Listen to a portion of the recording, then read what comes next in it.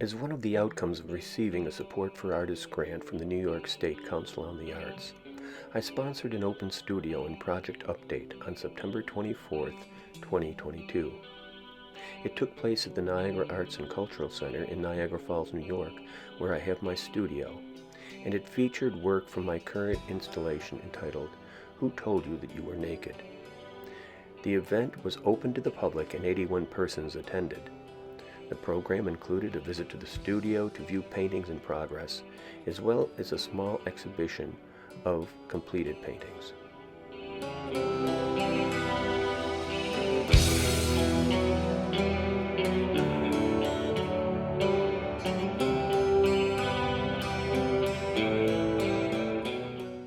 A PowerPoint presentation provided an update of the project, a demonstration of embedded surveillance technology within the paintings, an outline of selected historical moments in surveillance, and a screening of Josh Lyon's film Black Sites. After the presentation, I facilitated discussion with participants around the issues of living, making decisions, and acting within our current surveillance culture. Good, welcome, and thank you for being here. I wanted to do a presentation on this, and I'm sure over the years, many of you have heard me talk about this project. I've only been working on it for 7 years and conceived it in like 2013. So I either have a real problem and need a group, an addiction group, or I don't know, or I have nothing better to do. This is about this installation, Who Told You That You Were Naked? An installation about looking and being looked at. And I'll have a little video to kind of give you a few more details. But first I'd like to say thank you and acknowledge that I am the artist, Gary L. Wolfe. I use the L because if you Google Gary Wolfe, you get Mad Dog Gary Wolfe, the wrestler, and I didn't want to be confused with him. Well, I want to thank George Hamston and Brian Milbrand. George is in the back, Brian is up in front here, who have been the tech guys who have taken me through, and John McGee, who you'll see on the next video, who helped me put together the other piece out there. Here's Looking at You. Dr. Laura Watts has been an art historian and an advisor. Victor Marwin, who is the guy who was able to cut holes into my painting so that we could put video monitors in them. Paula Shook, who's been my studio assistant. All the collaborators who modeled for the project and shared their ideas and their bodies and their faces. It has been very helpful to hear them talk about the project and inform me. Billy Horn, thank you for the loan of the Patchwork Theater. He was a presence. Thank you to my wife, Linda Wolfe, who has a load of goodies for you all when you get out of here. Thanks for the ASI, the Art Services Inc. administration, who've been managing the grant that I got from NYSCA. And finally, thank you to the New York State Council on the Arts. And I guess I'm supposed to say thanks to the governor and the legislature as well. I say that as well. So, okay, so I'm going to start with a little trailer that John Hand shot for me. And this will kind of give you an overview of the project at that point. The whole notion of objectification, too, is kind of a dehumanization. And if anything, my work, what I try to do is underscore the humanist type to bring humanity back. And that's one of the things that I wanted to do with having a wide array of body types, gestures, etc.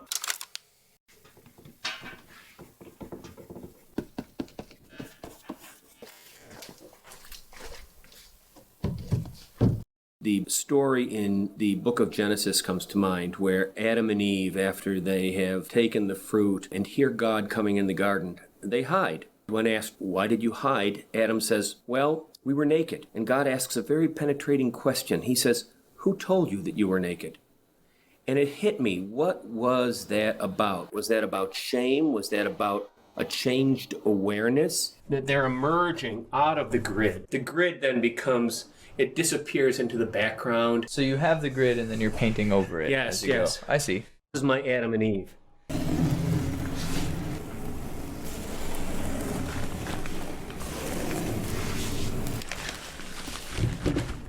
So I started to thinking about looking and being looked at and shame. And then just about that time, I hear the news that Edward Snowden had leaked that the NSA is looking at all of us, that essentially we're all naked and none of us have any place to hide. And I thought, there's a nice combination. That whole notion of shame of being looked at and this effort that we have to protect our privacy. So I decided to do this series, an installation where I would use nude figures and portraits, and the nude figures would hide their identity, protect their privacy, so to speak, but in reality they were nude, they were vulnerable, and the portraits would be looking right at the viewer.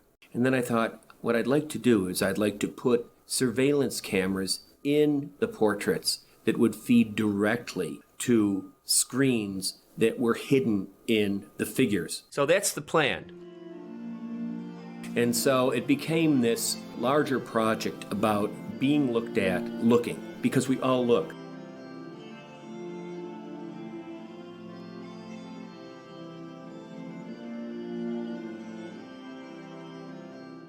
So the project had a simple beginning. A friend of mine who I graduated with from high school, I was working at the time on a series of portraits of persons who had been homeless in the city of Buffalo. And she asked me, she said, "Do you paint any nudes?" And I said, "Why, do you want to pose?" Demurely, she said, "No," but it got me thinking, and I started thinking about nudity and nakedness, and it brought back another question of this old story where Adam and Eve hide, and the excuse that they give is, we were naked. And God asks this kind of penetrating question, who told you were naked? And I kind of thought, what an odd question to ask. At the same time, as I mentioned in the trailer, a number of questions were raised by this whistleblower. Why should we all be naked before the NSA? Why is the government becoming involved in the intimate side of our life? So then it became a number of questions within my own self. So this began a lengthy journey.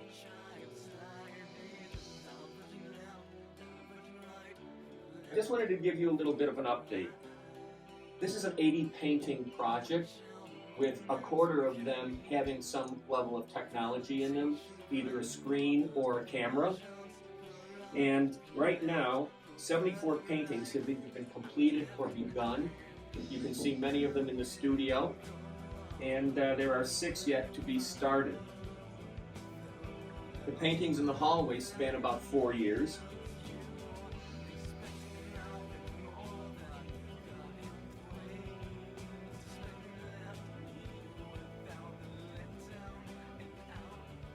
The early tech experiment you saw out in the corner with Ed Snowden and the television, here's looking at you. I was encouraged to keep that as a separate piece. And then I collaborated with George Hampton, a programmer with experience in embedded software design and development, and Brian Milbrand, the technical director of Buff State Communication Department, and also a multidisciplinary artist himself whose work incorporates video, live performance, audio, painting, often in combination with each other. So I'm going to ask them to come up and talk about the tech. I'm just going to sit here. Okay, sounds good.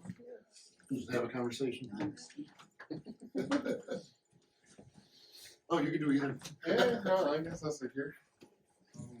And so Gary said he was interested in trying to incorporate like cameras in one painting that connect to, video in another painting that's showing, right? That would show, somebody being looked at. And so I've had some experience doing surveillance type of media. And so George then joined on to help with the camera side. Yeah, so behind each of the paintings, there's a small computer, some with the camera, some driving the screen. And right now we have it wired, but we're going to eventually have it wireless. And then so my piece of the technology is kind of the hardware and the software that goes, is in the paintings. And then Brian has, right now feeds into a Mac, and that's where the effects come from. Yeah, like the software. So, right now, this is our first sort of public test of this. And, when there's a couple people in the room, it works pretty well. But we're seeing now that it, with a lot of people, it's a little bit funkier. You're helping us debug. Yes, our system. But basically what happens is that when you enter the range of the camera, it fades over here to the camera, and when you're not in the range of the camera, shows the original piece of the painting that was cut out by the carpenter that Gary hired. And so that's sort of, on my end is, and there's ways to sharpen this up. I think my computer just went to sleep. Screen and blink at the same time. Yeah. Yeah. I think my computer just went to sleep. Yeah, Of course.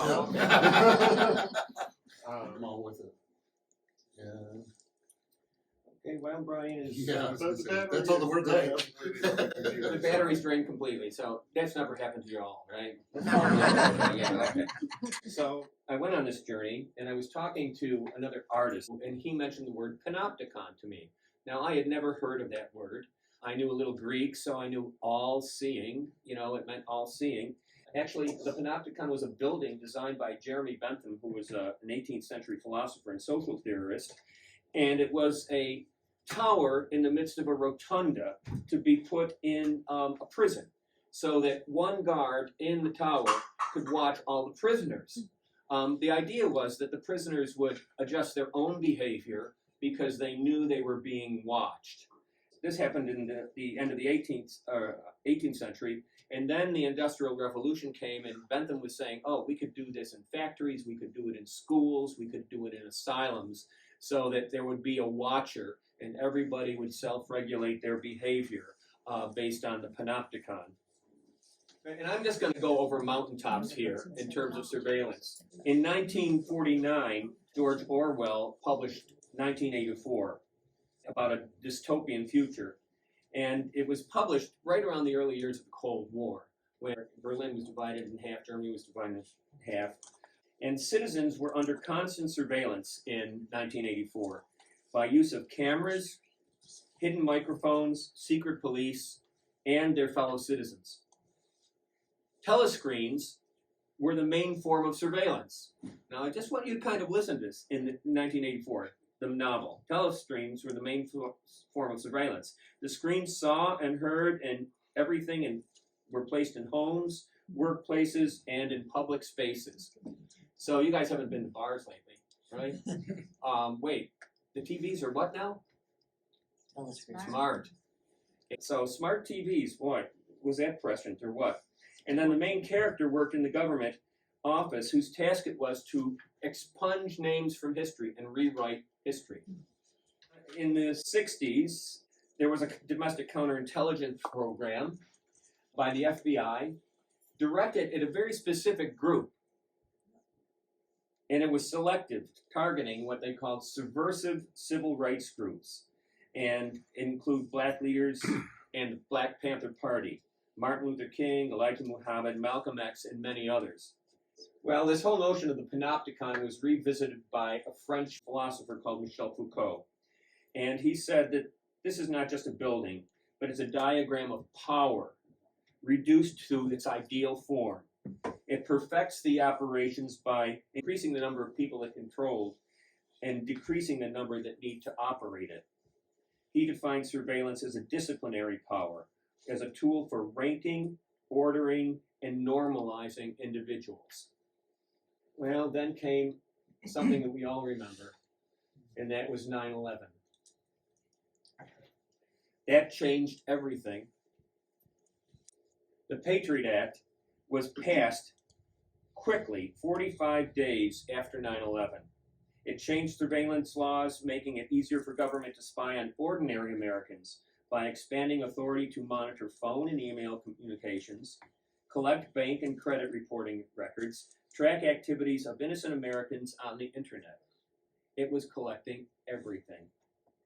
It turned regular citizens into suspects. Well, after that, The Guardian, Underground Greenwald's byline, and the Washington Post public reports of an anonymous source exposing government-run surveillance program that monitored the communication records not just of criminals and potential terrorists, but law-abiding citizens. Snowden identified himself 3 days later. There it is. We are going where no man, woman, and child has gone before. Okay. The NSA was collecting metadata on everyone and tapping into the servers of the internet corporations, including Apple, Facebook, and Google. So this got me reading about surveillance from a number of sources. And one of the ones that just amazed me was this appearance of Surveillance Capitalism by Shoshana Zuboff. She writes that in 2000, after the dot bubble burst, internet companies like Google were in trouble. They thought themselves the product until they learned they could make us the product. 2002, Google modified its business plan to use collateral behavioral data commercially. In other words, every click, how long you stayed on a site, what site led you to another site, so that they could get a profile of you. And it wasn't just your clicking, it was who you were and why you were clicking. How personal data was collected, analyzed, and sold and used was not very transparent. So you don't know what data they've been collecting on you. Shoshana tells one story of Google Earth. You know, they've got these little cars that go around.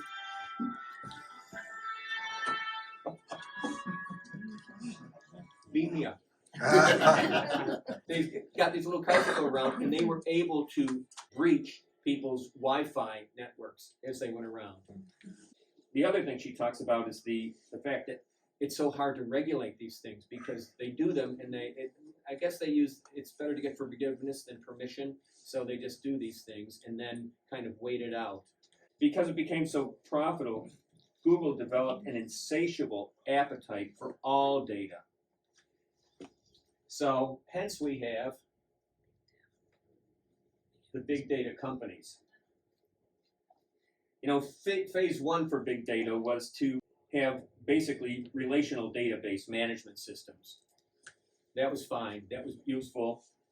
Phase two in the early 2000s that I was talking about, internet and the web began a unique data collection, data analysis opportunities. Expansion of web traffic and online stores, companies such as Yahoo, Amazon, eBay started to analyze customer behavior, analyze click rates, specific IP locations, and search logs. They opened a whole new world of possibilities, which Google took advantage of, and as did other companies. The third, web-based unstructured content, is still the main focus of many organizations in data analysis, analytics, and big data. Current possibilities retrieve valuable information emerging out of mobile devices. How many people have a mobile device? Everybody. Everybody. How many people have a Fitbit? How many people have Alexa or Siri? All of this. And so that data that you are putting in there is going someplace, and you don't know that it's going someplace. I'm here to tell you it's going someplace. My art project is to raise the awareness of that. I say all this to kind of give you an overview. I closed my formal presentation by introducing the audience to the work of Dr. David Lyon, Professor Emeritus at Queen's University in Kingston, Ontario, and Director of the Surveillance Studies Center. Dr. Lyon published several books on the subject, including The Culture of Surveillance. So culture is our customs, habits, and ways of looking at and interpreting the world. Surveillance culture depends deeply on participation of those who are being surveilled. Do we examine our own role in our own surveillance? Probably not. And surveillance is then internalized and informs our everyday reflections about how things are in our world. So as we live in this world of surveillance, it's factored into how we interpret our lives and our behaviors. I emailed Dr. Lyon to tell him of this project and invite him to attend the Open Studio event. He was unable to do so. He did suggest, however, that I contact his son Josh, who was a filmmaker and interested in the same topic. Via instant messaging, Josh said I would be able to screen his film Black Sites during the event, which I did. The film is available for viewing on YouTube. Part of the reason I'm doing this project was to start a conversation, and I didn't realize what a deep dive into a rabbit hole I would be going into. To start the conversation, I presented several questions for those in attendance to respond to. Most indicated that they were concerned about government and corporate surveillance, and it was suggested that they were not so much indifferent as overwhelmed and powerless in the face of this surveillance. The group recognized that the lion's share of power was placed with the big data companies, corporations, and government, rather than with the people, as one would expect in a democracy. Changes were impossible to keep up with. Among the positive responses was the suggestion to reject online cookies and to make conscious efforts to set personal boundaries that limit how much one allows online information and involvement to affect them.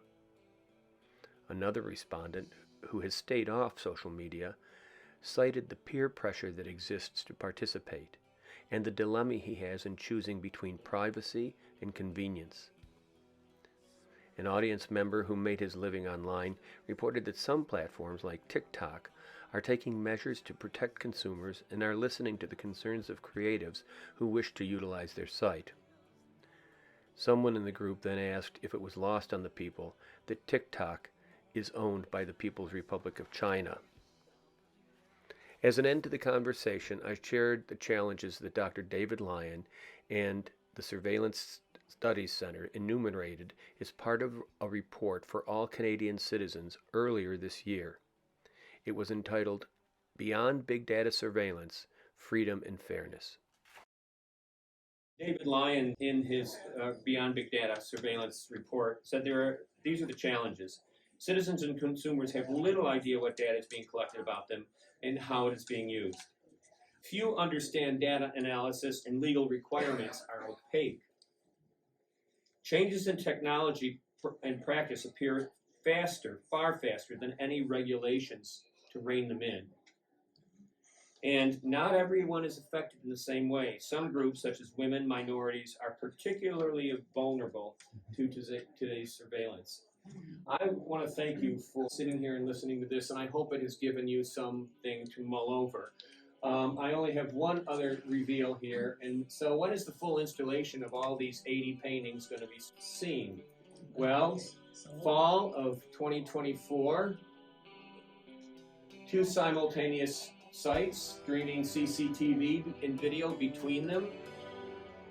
In Niagara County, it will be the Castellani Art Museum, and in Erie County, the UB Center for the Arts Upstairs Gallery.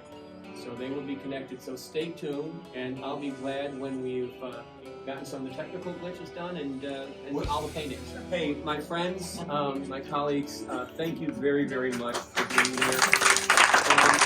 Now the best part of the presentation is just out the door, Linda's baking. So please help yourself and enjoy. And you can stick around, go into the studios, look at the paintings, and do whatever. Thanks. This is wonderful.